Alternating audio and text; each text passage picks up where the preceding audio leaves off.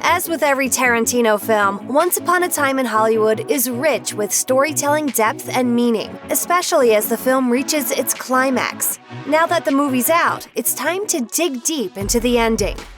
Let's get the biggest development of the ending out of the way. Once Upon a Time in Hollywood is a movie in which the Manson family murders didn't happen the way they did in real life. It's clear from Cliff's visit to the Spawn movie ranch that Charles Manson's commune is up to something devious. But when it comes time to commit the infamous murders on Cielo Drive on the night of August 8th, historical fact gives way to fiction. One drug-fueled decision to change plans and try to murder Rick Dalton creates a ripple effect. Sharon Tate and her friends survive that night, and 3 key members of Manson's family do not. Though the film ends before it can explore the full extent of this ripple effect, it's safe to assume that the black cloud created by the Manson murders in 1969 was changed in a number of key ways. Joan Didion famously wrote that the night Sharon Tate died was the night the 1960s ended. The decade was about to end anyway, but perhaps Rick and Cliff's acts of self-defense were enough to keep the feelings of the 1960s alive in Hollywood for at least a little longer. The last shot of Once Upon a Time in Hollywood shows us Rick, having torched Susan Atkins in his pool during the attack on his house, being invited up to Sharon Tate's home for drinks. It's the realization of a fantasy Rick has been nurturing ever since he figured out that the hottest director in town, Roman Polanski, and his rising star wife were his neighbors. To Rick, they're the people who can get him into all the best Hollywood circles, the people who can resurrect his struggling career. The film offers us no promises as to what lies in store for Rick's professional life going forward, but within minutes of meeting Jay Sebring, he's already bragging about the night's events. At worst, he's going to become a hit at various Hollywood parties for a while. At best, Rick could end up with everything from a role in Polanski's next film to a brand new TV series. Even though Rick gets to brag about the events, Cliff takes the brunt of the Manson family's attack, which includes some bumps, bruises, and a knife embedded in his hip. Still, he's cheerful as the ambulance takes him away, promising Rick that he'll live to fight another day. Once Upon a Time in Hollywood establishes early on that Cliff's reputation is in the gutter since he likely had a hand in his wife's suspicious death.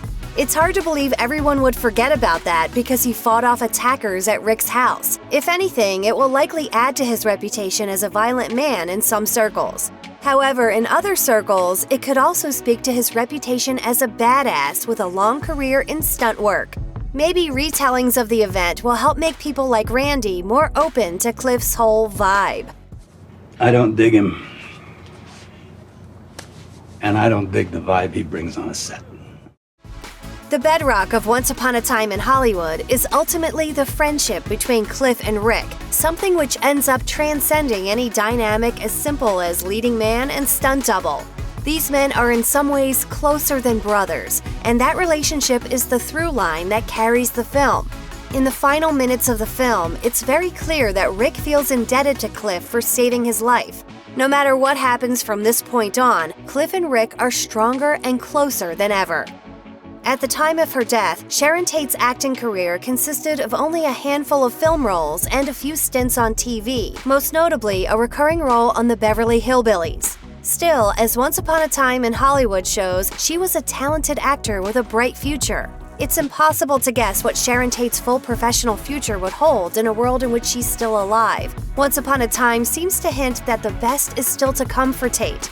It's this bittersweet notion, a world in which Tate is allowed to live on, that most sticks with you as you leave the theater.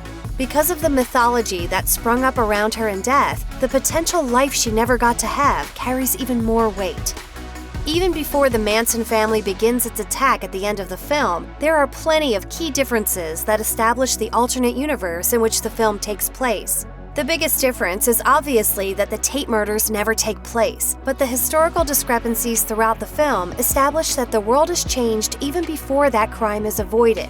What else changes in this new timeline Tarantino has established? One in which Tate doesn't die and Polanski doesn't come home to a crime scene? What does Joan Didion write about if not the Manson murders and subsequent trial?